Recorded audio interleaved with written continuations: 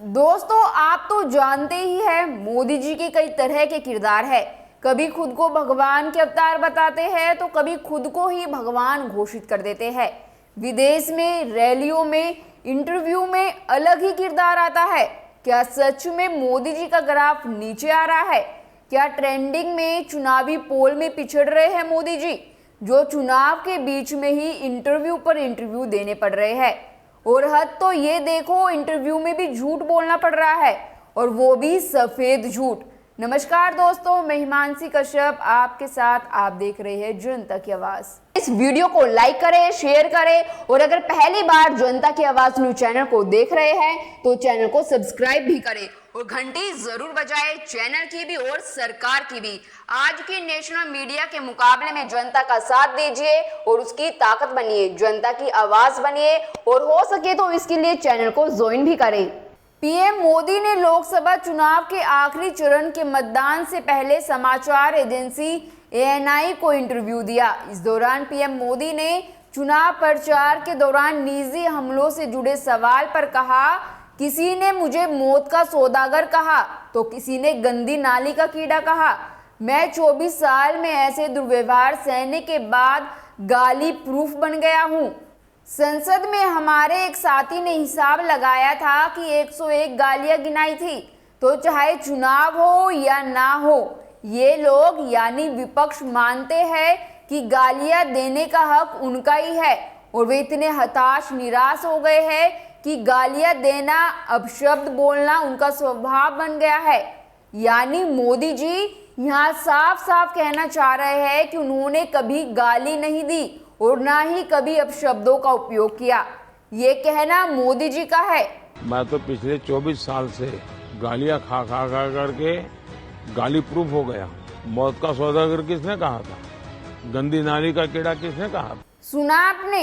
Daily गाली खाते हैं। गालियां खा खाकर इनका डिक्टेशन और इनकी स्पीच डिलीवरी सब हिल चुकी है, और मोदी जी गाली प्रूफ हो चुके हैं। लेकिन सच्चाई क्या है, आइए दिखाते हैं आपको भी।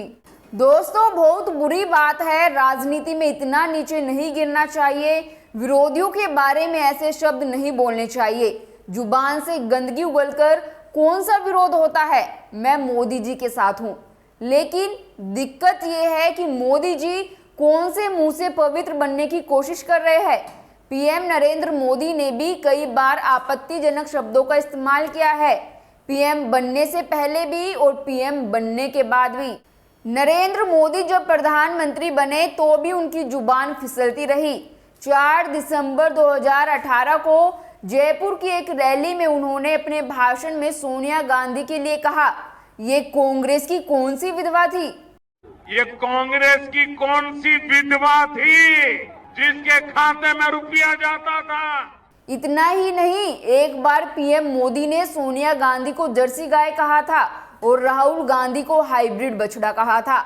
एक बार यहाँ तक कहा था कि वो सोनिया गांधी को घर में काम वाली बाई की और राहुल गांधी को ड्राइवर तक की नौकरी के लायक नहीं समझते। कांग्रेस के निशान को खूनी पंजा कहा था। मोदी जी ने राहुल गांधी के एक बयान पर कहा कि कांग्रेस के एक महाज्ञानी ने कहा, भारत के लोगों के पास मेड इन चाइना फोन है। मूर्खों के सरदार वे किस दुनिया में रहते हैं? कांग्रेस के कह रहे थे कि भारत के पास, यहाँ के सब लोगों के पास made in China mobile phone होता है। एक महाज्ञानी कांग्रेस के कह रहे थे। अरे मूर्खों के सरदार, किस दुनिया में रहते हैं ये लोग? यहाँ तक मोदी जी ने संसद में भी फरवरी 2018 में राज्यसभा में तत्कालीन सांसद रेणुका चौधरी की हंसी का मजाक बनाया था। कहा था, सभापति जी रेणुका जी को कुछ ना कहे, क्योंकि रामायण सीरियल के बाद ऐसी हंसी अब सुनने को मिली है। सभापति जी, मेरी आपको प्रार्थना है, रेणुका जी को कुछ मत कीजिए। रामायण सीरियल के बाद ऐसी हंसी सुनने का आज सौभाग्य मिला है। यानी उन्होंने सुरपंखा कहा था। और एक बार पूर्व केंद्रीय मंत्री शशि थरूर की पत्नी सुनंदा पुष्कर को मोदी जी ने 50 करोड़ की गर्लफ्रेंड बताया था। भाइयों बहनों, बता दीजिए, इस देश में कभी किसी ने 50 करोड़ की गर्लफ्रेंड देखी है?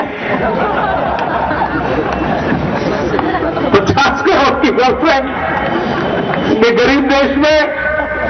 यहाँ तक कि पूर्व प्रधानमंत्री डॉक्टर मनमोहन सिंह की तुलना देहाती औरत से कर दी थी। एक बार सदन में कहा था कि बाथरूम में रेनकोट पहनकर नहाने की कला तो डॉक्टर साहब ही जानते हैं। बाथरूम में रेनकोट पहन करके नहाना ये कला तो डॉक्टर साहब ही जानते हैं और कोई नहीं जानता।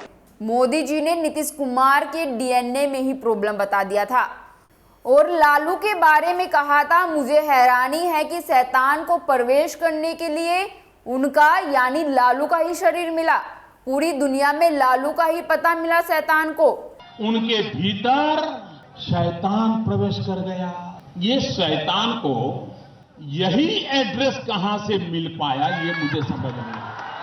यहाँ मोदी जी लालू को शैतान करार दे रहे हैं। मोदी जी ने मुसलमानों को घुसपैठिया और कई बच्चों वाले लोग कहा। और पहले जब उनकी सरकार थी उन्होंने कहा था कि देश की संपत्ति पर पहला अधिकार मुसलमानों का है। इसका मतलब ये संपत्ति इकट्ठी करके किसको बांटेंगे? जिनके ज्यादा बच्चे हैं उनको बांटेंगे, घुसपैठियों को बांटेंगे।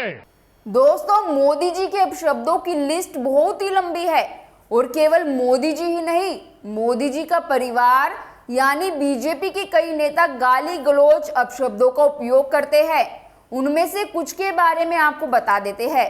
अभद्र टिप्पणियां करने वाले बीजेपी नेताओं की लिस्ट की शुरुआत सुब्रमण्यम स्वामी से ना करें, ऐसा नहीं हो सकता। सुब्रमण्यम स्वामी ने कहा था सोनिया गांधी वेश्या थी, स्कॉट एजेंसी के लिए काम करती थी। तो मैंने कहा उससे पूछो कि सोनिया गांधी क्या काम कर रही थी। मैं आपको बता सकता हूँ, यहाँ वो तो वैश्या थी और एक पाकिस्तानी एस्कॉट एजेंसी की काम कर रही है। प्रियंका गांधी वाड्रा शराबी है, वो बहुत शराब पीती है और बदनाम है। अमित शाह ने कहा था गांधी चतुर बनिया थे और इसीलिए महात्मा गांधी ने दूरंदेशी के साथ बहुत चतुर बनिया था। वो उसको मालूम था आगे क्या होने वाला है। वहीं दयाशंकर सिंह ने मायावती के लिए कहा था मायावती जी एक वेश्या से भी बदतर चरित्र की हो गई है, क्योंकि मायावती का वजूद और समाप्त हो रहा है। आज मायावती जी आज टिकटों का इस तरह से बिक्री कर रही हैं, किसी को 1 करोड़ रुपया में टिकट देती है, कोई 1 घंटे के बाद 2 करोड़ देने वाला मिलता है तो उसको टिकट दे देती है। एक बदतर चरित्र की आज मायावती जी हो गई है। योगी आदित्यनाथ ने कहा था शाहरुख खान और आतंकी हाफिज सईद के बयान एक जैसे हैं। मैं कह रहा हूँ ना, चाहे ये लोग आतंकी भाषा ही यहाँ बोल रहे हैं, मुझे लगता है शाहरुख खान की भाषा में और हाफिज सईद की भाषा में कोई अंतर नहीं है। वहीं निरंजन ज्योति ने कहा था दिल्ली के लोगों को तय करना है राम जादव की सरकार चाहिए या फिर हराम जादव की। ये आपको तय करना है कि दिल्ली में राम जादव की सरकार बनेगी या की सरकार बनेगी, आपको स्वयं फैसला करना है। वहीं अश्वनी चौबे ने कहा था सोनिया गांधी इटली की गुड़िया है, जहर की पुड़िया है। सोनिया गांधी पुतना है, राहुल विदेशी तोता है, लालू यादव और नीतीश कुमार रंग बिल्ला है यानी कुख्यात अपराधी है। ये जो तोता है ना, ये विदेशी तोता है। विभीषण हमारे घर में आया, हम तो सबका स्वागत करते, लेकिन रावण तो तुम हो, रावण तुम हो, तो विभीषण अगर हमारे घर में राम माँ जी को तुम विभीषण कहते हो तो अच्छी बात है, तुम अपने आप को रावण समझो, आज बड़ी अच्छी बात कहा है हमारे। दोस्तों, गिरिराज सिंह सीरियल ऑफेंडर है। अभद्र टिप्पणी करना हो या फिर सांप्रदायिक बयान देना हो, सब में आगे रहते हैं। लगता तो नहीं कि पार्टी कमान कभी उनको कोई चेतावनी देता है, अगर देता भी है तो अंदर ही अंदर, जिसका असर बिल्कुल नहीं होता। गिरिराज ने कहा था गोरे रंग के कारण सोनिया गांधी कांग्रेस की अध्यक्ष बनी है। एक आदमी ने और कहा अगर राजीव गांधी कोई नाइजीरियन लेडीज से ब्याह किए होते, गोरी चमड़ा नाम था, तो क्या कांग्रेस पार्टी उसको नेतृत्व स्वीकारती क्या? प्रेम शर्मा ने समाजवादी पार्टी की एक महिला प्रवक्ता से कहा था पंखुड़ी जी ज्यादा पंख मत फहराइए, ऐसी बात बोलूंगा कि शर्मसार हो जाओगी। और श्याम पद मंडल ने कहा था हम समझ नहीं सकते कि ममता बनर्जी पुरुष है या महिला, मैं तो कहूंगा कि वे किन्नर बन गई है जिन्हें आप ट्रेनों और बसों में देखते हैं। আমি বলবো বর্তমানে সিনেমাতে যারা হিজড়া দেখেছেন আজকে দিদি আমাদের হিন্দুরা আমি গর্বে বলছি। गुलाब चंद कटारिया ने कहा था, जब मनमोहन सिंह अमेरिका जाते थे तो ऐरे गहरे मंत्री उन्हें रिसीव करने जाते थे। आपने मैंने अनुभव किया कि नहीं किया? देश का प्रधानमंत्री पहले मनमोहन सिंह जब अमेरिका उतरता था तो साले को रिसीव करने के लिए एरा गेरा नत्थू गेरा मंत्री जाकर के एयरपोर्ट से लेके आता था। लेकिन और इन्हें देखिए, ये है बीजेपी के एक और सीरियल ऑफेंडर। इनका बोलने पर कोई बस नहीं, शुरू करते हैं तो कुछ भी उलूल जुलूल बकते हैं। साक्षी महाराज कहते हैं कि राहुल गांधी पागल हो गए हैं। राजनीतिक ABCD नहीं जानता, ऐसे पागल व्यक्ति के शब्दों का, प्रश्नों का मैं उत्तर नहीं दे सकता।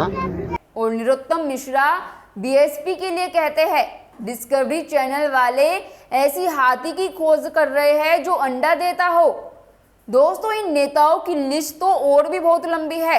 कभी किसी नेता की जुबान फिसलती है तो कभी कोई नेता जानबूझकर ऐसे शब्दों का इस्तेमाल करता है। इस मामले में किसी भी दल के नेता दूध के धुले नहीं है।